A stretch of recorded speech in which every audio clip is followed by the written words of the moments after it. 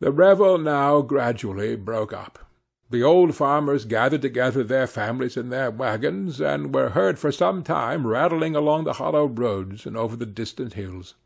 Some of the damsels mounted on pillions behind their favourite swains, and their light-hearted laughter, mingling with the clatter of hoofs, echoed along the silent woodlands, sounding fainter and fainter until they gradually died away, and the late scene of noise and frolic was all silent and deserted.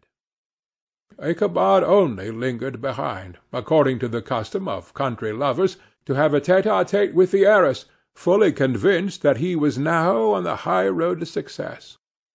What passed at this interview I will not pretend to say, for in fact I do not know. Something, however, I fear me, must have gone wrong, for he certainly sallied forth after no very great interval, with an air quite desolate and chapfallen. Oh, these women! These women! Could that girl have been playing off any of her coquettish tricks? Was her encouragement of the poor pedagogue all a mere sham to secure her conquest of his rival? Heaven only knows, not I. Let it suffice to say, Ichabod stole forth with the air of one who had been sacking a hen-roost, rather than a fair lady's heart. Without looking to the right or left to notice the scene of rural wealth on which he had so often gloated, he went straight to the stable, and with several hearty cuffs and kicks roused his steed most uncourteously from the comfortable quarters on which he was soundly sleeping, dreaming of mountains of corn and oats, and whole valleys of timothy and clover. It was the very witching time of night that Ichabod, heavy-hearted and crestfallen, pursued his travels homewards, along the sides of the lofty hills which rise above Tarrytown, and which he had traversed so cheerily in the afternoon. The hour was as dismal as himself. Far below him the Tappan Zee spread its dusky and indistinct waste of waters, with here and there the tall mast of a sloop riding quietly at anchor under the land. In the dead hush of midnight he could even hear the barking of the watch-dog from the opposite shore of the Hudson, but it was so vague and faint as only to give an idea of his distance from this faithful companion of man.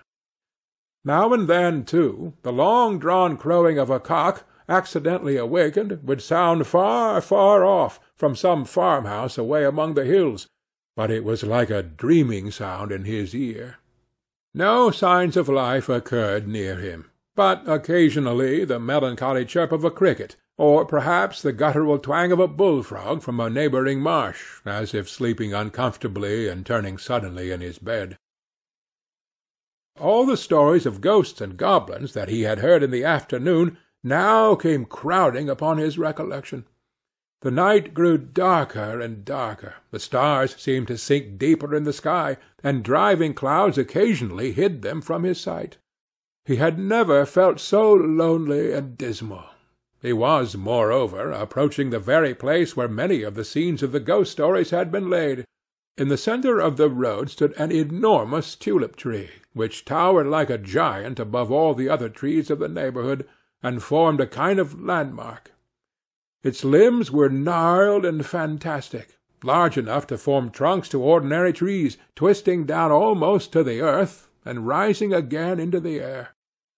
It was connected with the tragical story of the unfortunate André, who had been taken prisoner hard by, and was universally known by the name of Major André's tree.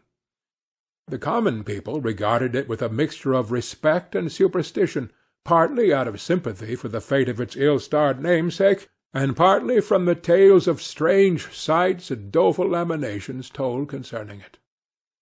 As Ichabod approached this fearful tree, he began to whistle. He thought his whistle was answered. It was but a blast sweeping sharply through the dry branches. As he approached a little nearer, he thought he saw something white hanging in the midst of the tree. He paused and ceased whistling, but, on looking more narrowly, perceived that it was a place where the tree had been scathed by lightning, and the white wood laid bare. Suddenly he heard a groan. His teeth chattered, and his knees smote against the saddle. It was but the rubbing of one huge bough upon another, as they were swayed about by the breeze. He passed the tree in safety, but new perils lay before him. About 200 yards from the tree a small brook crossed the road and ran into a marshy and thickly wooded glen, known by the name of Wiley's Swamp. A few rough logs, laid side by side, served as a bridge over this stream. On that side of the road where the brook entered the wood, a group of oaks and chestnuts, matted thick with wild grapevines, threw a cavernous gloom over it. To pass this bridge was the severest trial. It was at this identical spot that the unfortunate André was captured, and under the covert of these chestnuts and vines were the sturdy yeomen concealed who surprised him. This has ever since been considered a haunted stream, and fearful are the feelings of the schoolboy who has to pass it alone after dark. As he approached the stream, his heart began to thump. He summoned up, however, all his resolution, gave his horse half a score of kicks in the ribs, and attempted to dash briskly across the bridge. But instead of starting forward, the perverse old animal made a lateral movement and ran broadside against the fence. Ichabod, whose fears increased with the delay, jerked the reins on the other side and kicked lustily with the contrary foot. It was all in vain. His steed started, it is true, but it was only to plunge to the opposite side of the road, into a thicket of brambles and alder bushes. The schoolmaster now bestowed both whip and heel upon the starveling ribs of old Gunpowder, who dashed forward, snuffling and snorting, but came to stand just by the bridge, with a suddenness that nearly sent his rider sprawling over his head. Just at this moment a plashy tramp by the side of the bridge caught the sensitive ear of Ichabod. In the dark shadow of the grove, on the margin of the brook, he beheld something huge, misshapen, and towering. It stirred not, but seemed gathered up in the gloom, like some gigantic monster ready to spring upon the traveller. The hair of the affrighted pedagogue rose upon his head with terror. What was to be done? To turn and fly was now too late, and besides, what chance was there of escaping ghost or goblin, if such it was, which could ride upon the wings of the wind? Summoning up, therefore, a show of courage, he demanded in stammering accents, "Who are you?" He received no reply. He repeated his demand in a still more agitated voice. Still there was no answer. Once more he cudgelled the sides of the inflexible Gunpowder, and shutting his eyes, broke forth with involuntary fervour into a psalm-tune. Just then the shadowy object of alarm put itself in motion, and with a scramble and a bound stood at once in the middle of the road.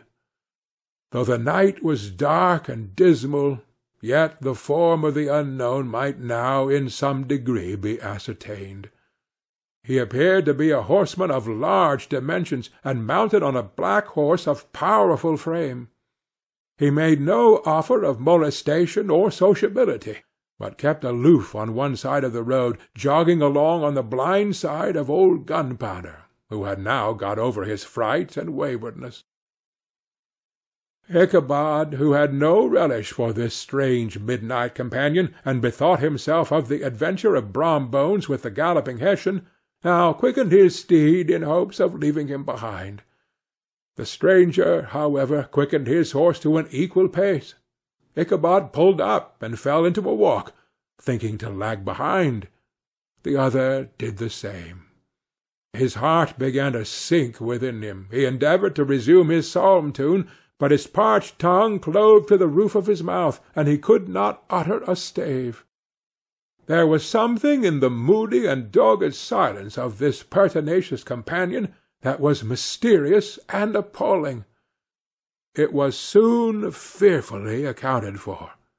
On mounting a rising ground which brought the figure of his fellow-traveller in relief against the sky, Gigantic in height and muffled in a cloak, Ichabod was horror-struck on perceiving that he was headless. But his horror was still more increased on observing that the head, which should have rested on his shoulders, was carried before him on the pommel of his saddle. His terror rose to desperation. He rained a shower of kicks and blows upon Gunpowder, hoping for a sudden movement to give his companion the slip, but the spectre started full jump with him. Away then they dashed through thick and thin, stones flying and sparks flashing at every bound. Ichabod's flimsy garments fluttered in the air as he stretched his long lank body away over his horse's head in the eagerness of his flight. They had now reached the road which turns off Sleepy Hollow, but Gunpowder, who seemed possessed with a demon, instead of keeping up it, made an opposite turn and plunged headlong downhill to the left. This road leads through a sandy hollow shaded by trees for about 1/4 of a mile, where it crosses the bridge famous in goblin story, and just beyond swells the green knoll on which stands the whitewashed church. As yet the panic of the steed had given his unskilful rider an apparent advantage in the chase, but just as he had got half-way through the hollow, the girths of the saddle gave way, and he felt it slipping from under him.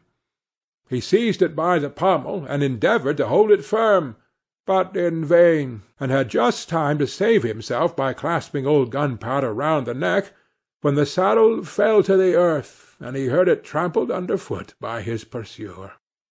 For a moment the terror of Hans Van Ripper's wrath passed across his mind, for it was his Sunday saddle, but this was no time for petty fears. The goblin was hard on his haunches, and, unskilful rider that he was, he had much ado to maintain his seat, sometimes slipping on one side, sometimes on another, and sometimes jolted on the high ridge of his horse's backbone, with a violence that he verily feared would cleave him asunder.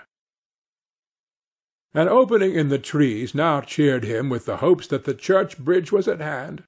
The wavering reflection of a silver star in the bosom of the brook told him that he was not mistaken.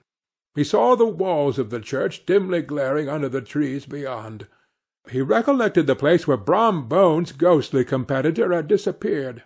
"If I can but reach that bridge," thought Ichabod, "I am safe." Just then he heard the black steed panting and blowing close behind him. He even fancied that he felt its hot breath. Another convulsive kick in the ribs, and old Gunpowder sprang upon the bridge. He thundered over the resounding planks. He gained the opposite side, and now Ichabod cast a look behind to see if his pursuer should vanish, according to rule, in a flash of fire and brimstone. Just then he saw the goblin rising in his stirrups, and in the very act of hurling his head at him. Ichabod endeavoured to dodge the horrible missile, but too late. It encountered his cranium with a tremendous crash. He was tumbled headlong into the dust, and Gunpowder, the black steed, and the goblin rider passed by like a whirlwind. The next morning the old horse was found without his saddle, and with the bridle under his feet, soberly cropping the grass at his master's gate. Ichabod did not make his appearance at breakfast. Dinner hour came, but no Ichabod. The boys assembled at the schoolhouse, and strolled idly about the banks of the brook, but no schoolmaster. Hans Van Ripper now began to feel some uneasiness about the fate of poor Ichabod and his saddle. An inquiry was set on foot, and after diligent investigation they came upon his traces. In one part of the road leading to the church was found the saddle trampled in the dirt. The tracks of horses' hoofs deeply dented in the road, and evidently at furious speed, were traced to the bridge, beyond which, on the bank of a broad part of the brook, where the water ran deep and black, was found the hat of the unfortunate Ichabod, and close beside it a shattered pumpkin. The brook was searched, but the body of the schoolmaster was not to be discovered. Hans von Ripper, as executor of his estate, examined the bundle which contained all his worldly effects. They consisted of 2 shirts and a half, 2 stocks for the neck, a pair or 2 of worsted stockings, an old pair of corduroy small-clothes, a rusty razor, a book of psalm-tunes full of dog's ears, and a broken pitch-pipe. As to the books and furniture of the schoolhouse, they belonged to the community, excepting Cotton Mather's History of Witchcraft, a New England Almanac, and a book of dreams and fortune-telling, in which last was a sheet of foolscap, much scribbled and blotted in several fruitless attempts to make a copy of verses in honour of the heiress of Van Tassel. These magic books and the poetic scrawl were forthwith consigned to the flames by Hans von Ripper, who from that time forward determined to send his children no more to school, observing that he never knew any good come of this same reading and writing. Whatever money the schoolmaster possessed, and he had received his quarter's pay but a day or 2 before, he must have had about his person at the time of his disappearance. The mysterious event caused much speculation at the church on the following Sunday. Knots of gazers and gossips were collected in the churchyard, at the bridge, and at the spot where the hat and pumpkin had been found. The stories of Brewer, of Bones, and a whole budget of others were called to mind, and when they had diligently considered them all, and compared them with the symptoms of the present case, they shook their heads, and came to the conclusion that Ichabod had been carried off by the galloping Hessian. As he was a bachelor, and did nobody's debt, nobody troubled his head any more about him. The school was removed to a different quarter of the hollow, and another pedagogue reigned in his stead. It is true, an old farmer, who had been down to New York on a visit several years after, and from whom this account of the ghostly adventure was received, brought home the intelligence that Ichabod Crane was still alive, that he had left the neighbourhood, partly through fear of the goblin and Hans von Ripper, and partly in mortification at having been suddenly dismissed by the heiress; that he had changed his quarters to a distant part of the country, had kept school and studied law at the same time, had been admitted to the bar, turned politician, electioneered, written for the newspapers, and finally had been made a justice of the 10-pound court. Brom Bones, too, who, shortly after his rival's disappearance, conducted the blooming Katrina in triumph to the altar, was observed to look exceedingly knowing whenever the story of Ichabod was related, and always burst into a hearty laugh at the mention of the pumpkin, which led some to suspect that he knew more about the matter than he chose to tell. The old country wives, however, who are the best judges of these matters, maintain to this day that Ichabod was spirited away by supernatural means, and it is a favourite story, often told about the neighbourhood round the winter evening fire. The bridge became more than ever an object of superstitious awe, and that may be the reason why the road has been altered of late years, so as to approach the church by the border of the mill-pond. The schoolhouse, being deserted, soon fell to decay, and was reported to be haunted by the ghost of the unfortunate pedagogue, and the ploughboy, loitering homeward of a still summer evening, has often fancied his voice at a distance, chanting a melancholy psalm-tune among the tranquil solitudes of Sleepy Hollow. Postscript, found in the handwriting of Mr. Knickerbocker. The preceding tale is given almost in the precise words in which I heard it related at a corporation meeting at the ancient city of Manhattoes, at which were present many of its sagest and most illustrious burghers. The narrator was a pleasant, shabby, gentlemanly old fellow, in pepper-and-salt clothes, with a sadly humorous face, and one whom I strongly suspected of being poor, he made such efforts to be entertaining. When his story was concluded, there was much laughter and approbation, particularly from 2 or 3 deputy aldermen, who had been asleep the greater part of the time. There was, however, one tall, dry-looking old gentleman, with beetling eyebrows, who maintained a grave and rather severe face throughout, now and then folding his arms, inclining his head, and looking down upon the floor, as if turning a doubt over in his mind. He was one of your wary men, who never laugh but upon good grounds, when they have reason and law on their side. When the mirth of the rest of the company had subsided, and silence was restored, he leaned one arm on the elbow of his chair, and sticking the other akimbo, demanded, with a slight but exceedingly sage motion of the head and contraction of the brow, what was the moral of the story, and what it went to prove. The story-teller, who was just putting a glass of wine to his lips as a refreshment after his toils, paused for a moment, looked at his inquirer with an air of infinite deference, and lowering the glass slowly to the table, observed that the story was intended most logically to prove that there is no situation in life but has its advantages and pleasures, provided we will but take a joke as we find it. That, therefore, he that runs races with goblin troopers is likely to have rough riding of it. Ergo, for a country schoolmaster to be refused the hand of a Dutch heiress is a certain step to high preferment in the state. The cautious old gentleman knit his brows tenfold closer after this explanation, being sorely puzzled by the ratiocination of the syllogism, while, methought, the one in pepper and salt eyed him with something of a triumphant leer. At length he observed that all this was very well, but still he thought the story a little on the extravagant. There were one or two points on which he had his doubts. "Faith, sir," replied the story-teller, "as to that matter, I don't believe one half of it myself.